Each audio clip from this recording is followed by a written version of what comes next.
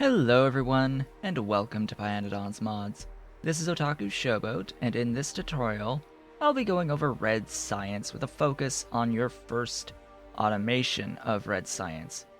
As per usual, don't forget to engage through commenting, liking, subscribing, and hitting the notification bell to help make this series visible higher up in search results.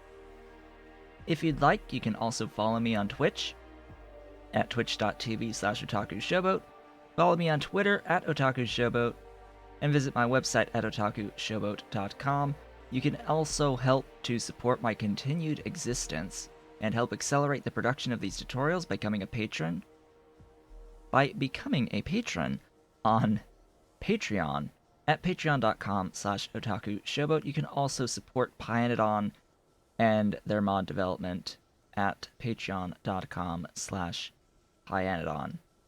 As a disclaimer, Pyanodon's mods are in a constant state of flux, so any numbers and anything that I present may change at any time.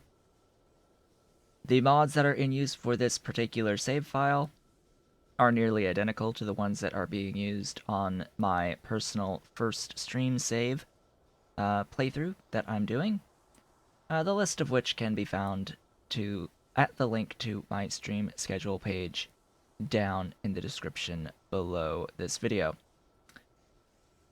So, today, this particular map is a continuation of the pre-science walkthrough tutorial, and what I will be presenting here is going to be based upon you getting to the point first of being able to handcraft red science. So, starting off, well, what is the recipe for red science? It's 10 Faugi substrate into glassware. Faugi substrate is Faugi plus coke, and glassware is glass plus wood. So, you need to automate all 4 of those components before you can think about fully automating your red science. In the previous tutorial for the pre-science automation, I went over getting your base set up from a fresh start to the point where you can start picking up some techs through handcrafted red science. This tutorial, I will cover and discuss what you can do in the interim between here, as we are about to set up the actual red science automation, and where we were, which was just picking up the automation and logistics techs. So between then and now, what I have done on this particular map is I have also picked up, through handcrafted red science, steel processing into coal processing 1. These are the necessary techs that you will need in order to set up the automation of wood specifically. I have also chosen to pick up nanobots just to help with clearing some trees, because you need a lot of wood if you plan on doing what I have done in the interim between the first handcrafting of red science and the automation of red science. And just to point that out, between last time and this time, I have vastly expanded my mining operations. I have 2 iron lines. Remember that I am using the realistic ores mod, so iron is orange. I wish it was a little bit shifted towards the reddish side, though, rather than the orangish side, but I guess it's close enough. And then copper. Copper looks a lot closer to what it should look like. 1 line of copper, 1 line of tin, 2 lines of iron, and a bit of glass. I could fully saturate this glass if I so desired. I could add at least another 3, if not 4, on this particular quartz patch, but either way, I don't think I'm going to be able to fit enough crystal mines to get a full yellow belt out anyway. And then, as you can see, I have done some expansion of my power, but I have even more expansion of my power up above. I am going to take these with me, and in fact, I am going to make a few more as I sort of explain what's going on here. I also started mining stone and processing stone. So hot air, once you get coal processing 1, a lot of this stuff opens up. So advanced foundries and regenerative heat exchangers and pressure pumps become available to you. I use loaders to send stone bricks from the advanced foundry, the hot stone bricks, into a regenerative heat exchanger to make hot air. With pressured air, it's 4 pressure pumps to maximize the output here. It's actually 5 extra pressured air. And it is able to load back and forth without there being any bottlenecks. And this is self-perpetuating. It can go as long as there's power sent to it. So you can actually set this up at any outpost you want, wherever you want. It is absolutely free. So I decided that I was going to set up the hot air processing of everything. And as you can see, at 200% speed, I am now like over 9 hours into this playthrough. And haven't set up the automation of red science yet, just because I wanted to do the things that you can do prior to setting up the actual automation of red science, and things that you will want to do anyway. So, hot air processing of 2 iron lines. It's 10-ish. It's 10, little under 10 actually, required per yellow belt. So it's a little under 6 plates per second here.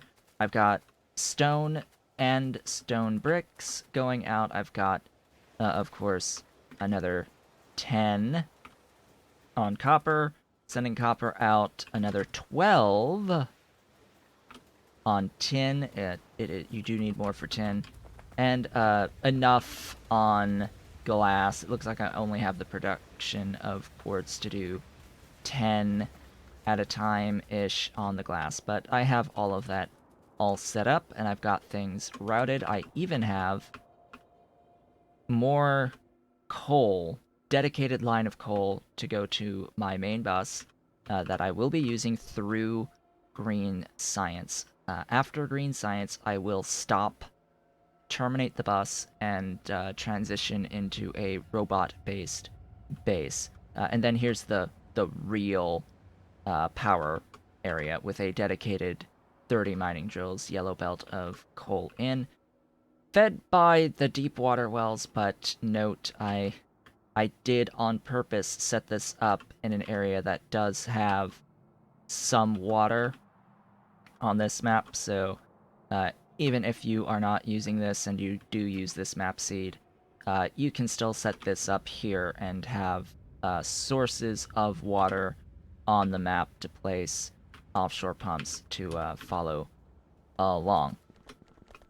I've automated my small part production to help with the production of the buildings. I have automated the transport belts and the underground belts. I have a temporary steel line. This can technically be replaced at this point with automated foundries. Or advanced foundries. I always get, yeah, advanced foundries. I always mix up automated factories and advanced foundries because they're so similar in name. Then we've got the Falgi, the actual Falgi production. I've only got 6 here. I put only in quotation marks because at scale, I'm used to placing like literal hundreds of these farms at a time, these plantations. So only 6 for now.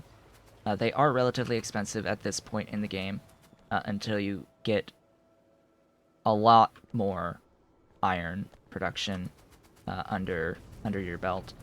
I've decided that I was going to put my soil machine out here near these because you do need soil to make them. Then over here, I'll start with the DDCs. I chose to take the coal from my dedicated coal lines, of which I have two at the moment. I have the one from up above that's completely dedicated, and then I have the one that's sort of the overflow from this power, as well as down at the tin mining. So you need fuel in to feed. It's 3 boilers worth of steam to fully feed enough mining drills to mine a yellow belt of tin ore. Just for reference. So I've got 3 DDCs. They are converting up to 10 items per second of coal into 6 items per second of coke, as well as a little bit of coal gas and tar.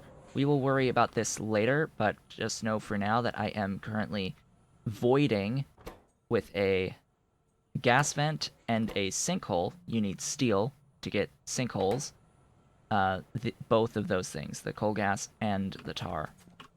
The iron oxide is being shoved down a lane on the bus all the way back to a foundry that is converting it into plates, into additional plates. So just bear in mind that it will, if the iron plates back up, so will coke production. So just bearing that in mind. And then wood. What I've said here is very, very simple. Do I actually have a second wood processing unit? Yes, I do. So what I've set up here, as I expand this further, is just a little bit of what is to come. Just a little bit of wood. So one wood processing unit can process 0.13 per second of logs into wood. Botanical nurseries create wood. I have 2 to 1. So 0.1, which is not exactly going to be 0.63, but I wanted to make sure that I just wanted to use all of my logs. What I could do is I could say, okay, well, let's do that and make a couple more botanical nurseries. I will, of course, do a... You know what? I'm going to do the full copy here. Yes, that is just fine. And make some more pipes. And while that does its thing...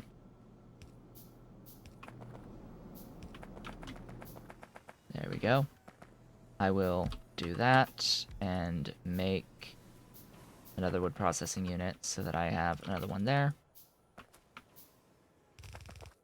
This will actually have... Actually, no, I won't have a... I won't have the third one. Because this will actually back up a bit. Ooh, I used to have hundreds of inserters. I apparently no longer have hundreds of inserters. But anyway, so there's wood. There is the wood automation setup. This will be enough to last for quite some time, but you will want to try to maximize how much wood you're producing. Wood is free,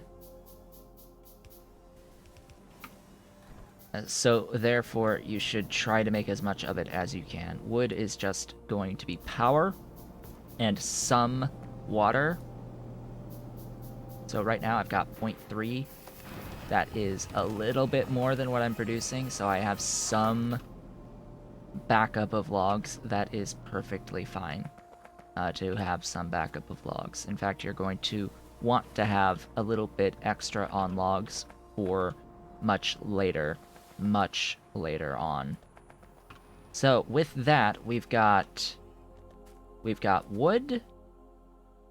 I will actually tell this to prioritize output left. We've got wood, we've got glass, mushrooms, and coke. wood, glass, mushrooms, coke. I have a blank line here because I plan on using another line for coke, potentially. But we shall see. So it is at this point where I am fully comfortable setting up automated factories. So automated factories have a crafting speed of 1.5, which is significantly faster than the 0.5 of your standard assembling machines. It in fact takes 2 assembling machines to make these, and I'm realizing that that is probably where a lot of my inserters went, was into making those. Because I'm pretty sure I had like over 100 of the things.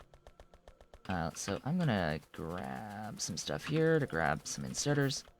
The fact that these take circuit boards means that I will not be able to automate them until I automate circuit boards, and that will be in a coming tutorial.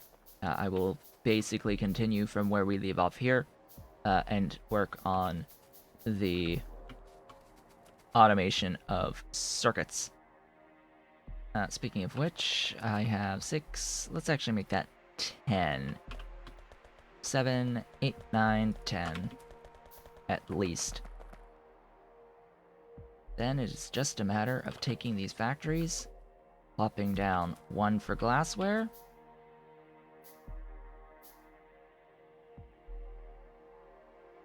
So I need to make a determination of how I want the spacing to be. I'm going to do this gap of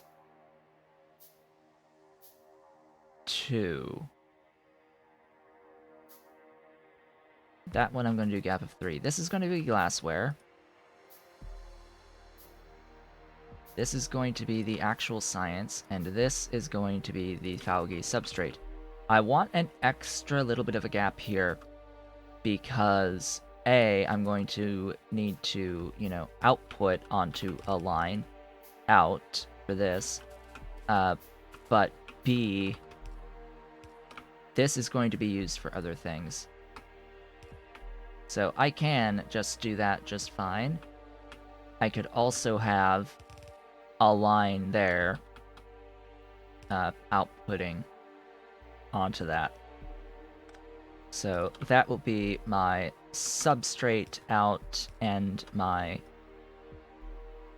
actual red science out. But even though I have left space for that to be an option, I am not going to set that up currently, just because,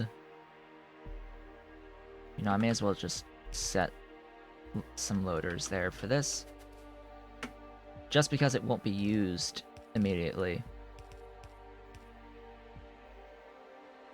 That's it, that's all I care about. So I will put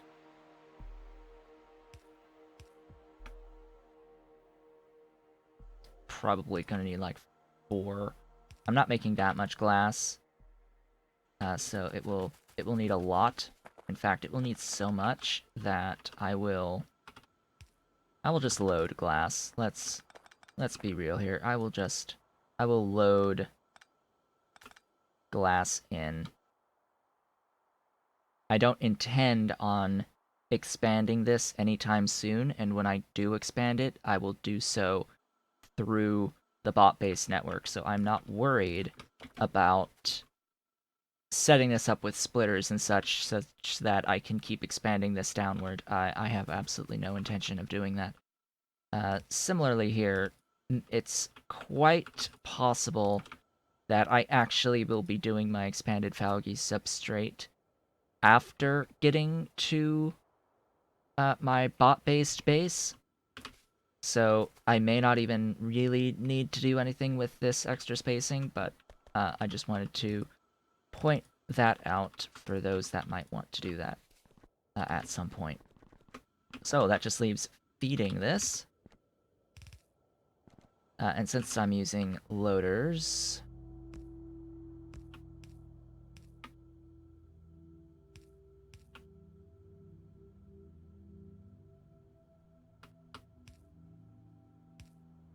phew, that is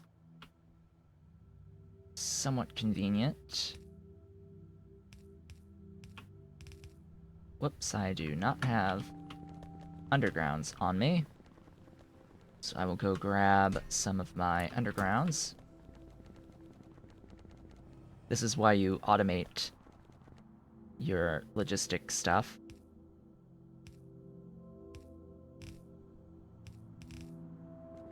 That will be glassware. Bring over the shroomies and the coke. Make sure I say, hey, output priority left. And again, it doesn't really matter what is where.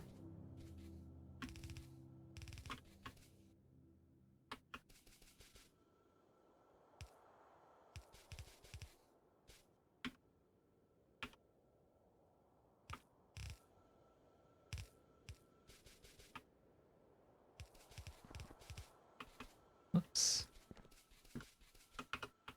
Split. Split. Underground over, down. And that, as they say,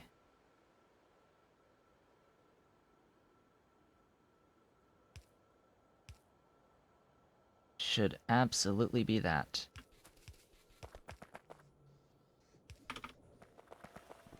And there we go. Chances are I probably need more than one of these. And there is the red science. The first of the red science being automated. Excuse me, but yeah, do that. Thank you. So, labs. Labs are next.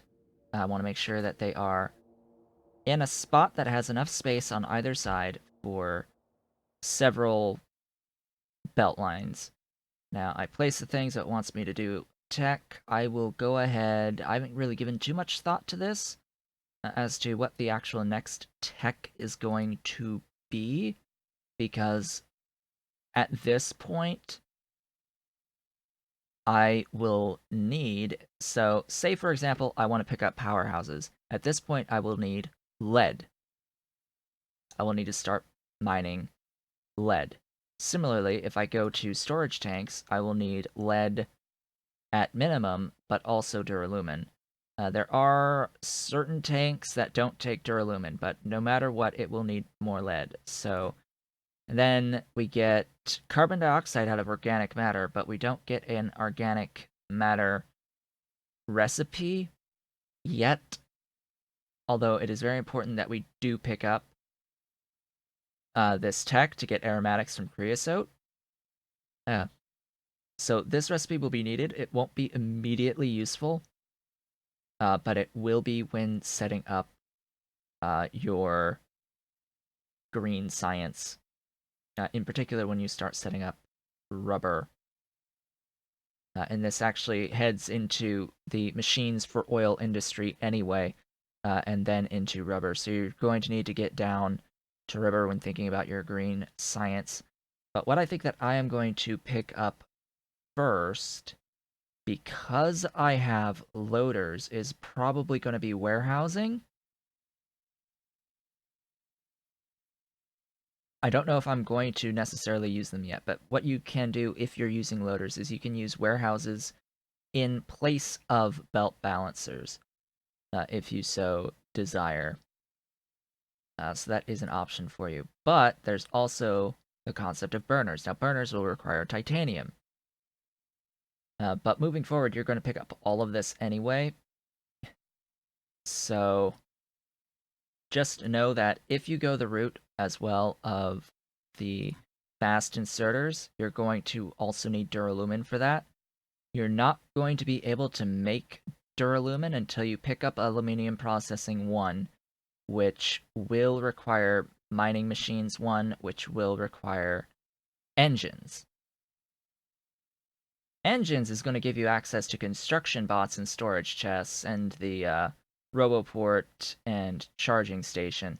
This is not when I will do like setting up. I'm going to wait until I have access to the logistic robots, the logistic Pinobots, which is going to happen at green science. That's when I will be doing that transition, is when I get access to logistic bots and the actual logistic system stuff. So that will wait, but for now, engines. Now, engines are going to be using aluminium, so there's lots on the priority list, which is why the next tutorials in this series are going to be focusing on the tin, titanium, and aluminium processing lines. Primarily because now that you have red science, or at least the initial access to red science, note that it's going to end up being 4 lines, ultimately. And this will... probably going to do this up here. There.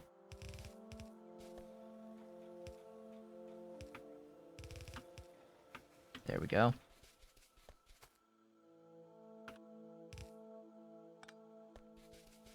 And it's moving. Just know that at this point, there is yet another transition that you will be making. And that is to begin doing your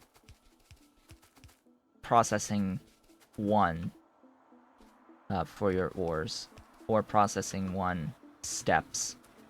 So you're going to need to do aluminium for duralumin. You're going to want to pick up that tech.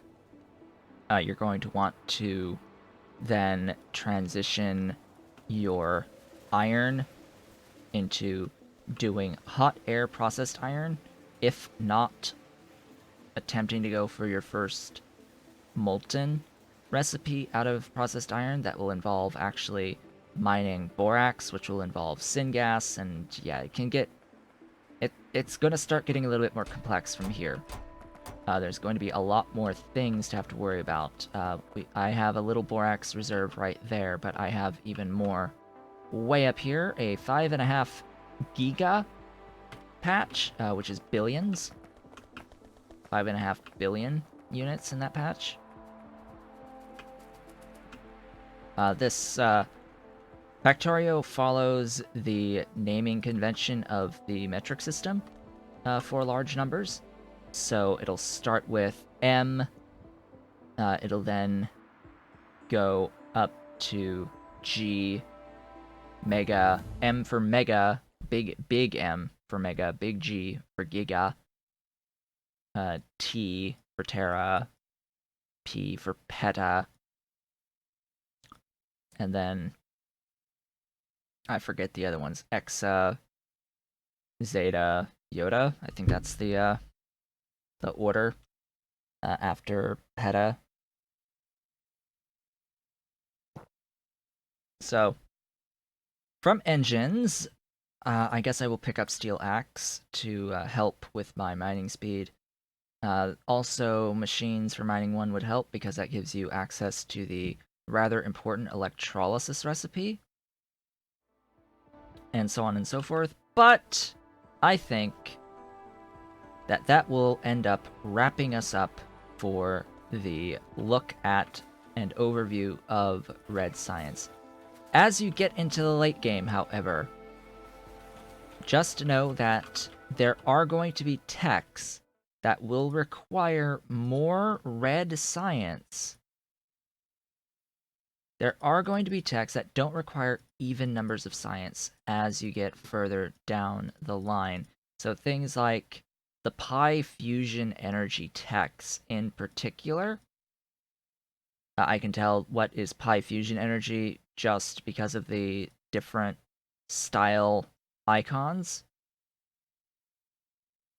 These techs are going to require 3 red, 2 green, and 2 blue times 40. So do bear in mind the numbers here.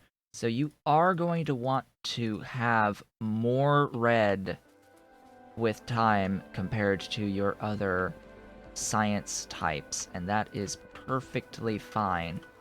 In fact, I'm making so much red science right now out of this. Uh, I'm actually making more Falgi substrate than what one machine can handle, and I'm making exactly as much if I had the wood. See, this will be limited by your wood output until you have expanded your wood uh, to the point where you can fully feed it and then some. So definitely bear in mind, scale your wood as much as possible, get as much wood production as you can. I would say definitely try to focus on getting an entire yellow belt out at minimum. Now, I did not exactly space this particularly well, so probably don't space this like this. You want to do something like this with your wood processing units as well. Have two log lines on either side and have them flanking an output belt just to help with the output balancing, lane balancing. It helps a lot by building like this. If you are stuck like this, however, due to how you've just spaced things and don't feel like moving over an entire line a little bit, what you can do is something like this. And that, if there is an even number out, which here there's not, it will be inherently lane balanced if you do this. Because this will be on the outside lane, this one will end up on the inside lane. But it will definitely be more balanced than what it was, or would otherwise be, even with odd numbers of outputs. So just bear that in mind, and then at the end, you can have a lane balancer. So, just to conclude here, with the red science automation, this is going to be the simplest of the sciences that you can possibly make. We have now spent 2 videos basically talking about red science. It is that important, and it is that important to get through before moving on. And from here, the game really, really opens up. It really opens up at red science. It opens up even more at green science.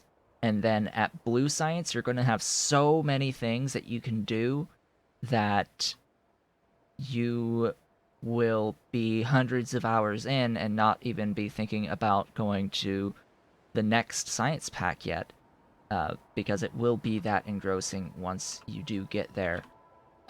But for now, I will leave things off here. There will be a lot of things that I will need to do off-screen on this save file between now and the next video, using this save, which I anticipate will be the automation of circuits. The next tutorial that you see will be on tin. It will be tin, followed by probably as well borax processing, as well as aluminium.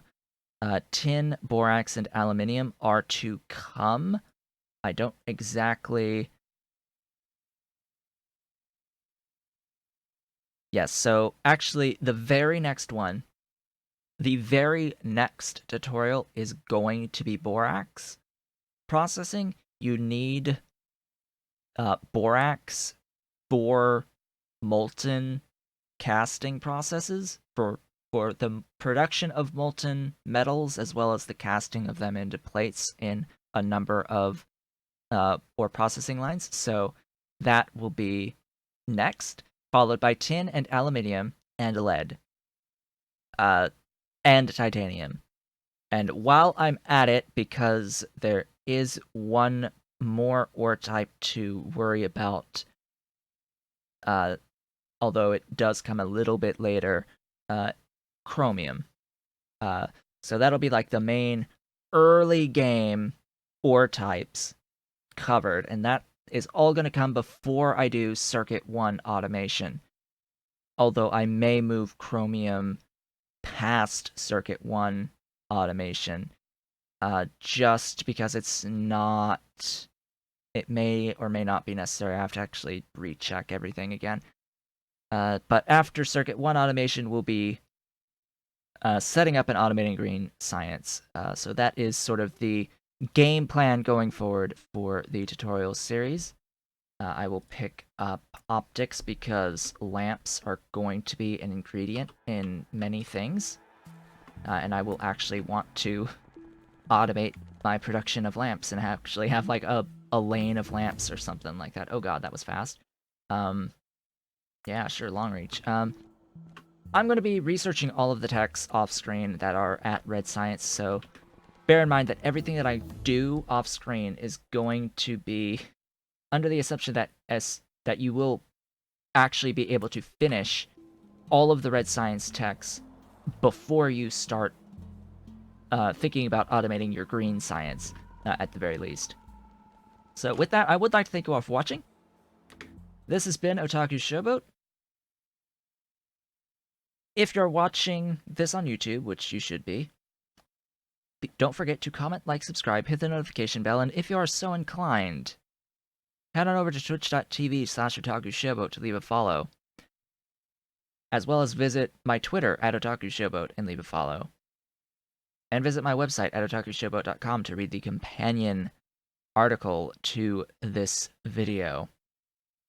You can also help support my continued existence, as well as the increased rate of production of these tutorials, by heading on over to Patreon at patreon.com/otakushowboat. You can help support the development of the mod itself, the mod package itself, at patreon.com/Pyanodon. I hope to see you all on the next one, where we will be covering the borax processing.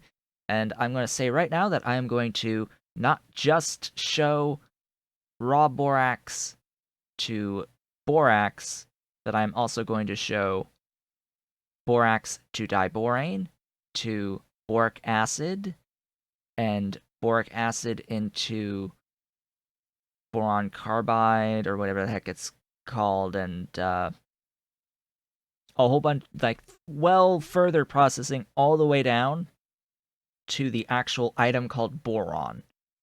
So I will be doing the entire chain up to boron. So even though for now, really what's important is getting to boron and boric acid. Those are the two things that you'll be concerned about because, spoilers, boric acid is going to be involved in the green science chain. You will need boric acid set up for green science. There are further processes beyond that, I think, that should be talked about in the same video as borax processing, because it's a big chain. You can do things, more things, a lot of things besides green science with boric acid. So that deserves some discussion as well. So again, thank you for watching. I'll see you all in the next one.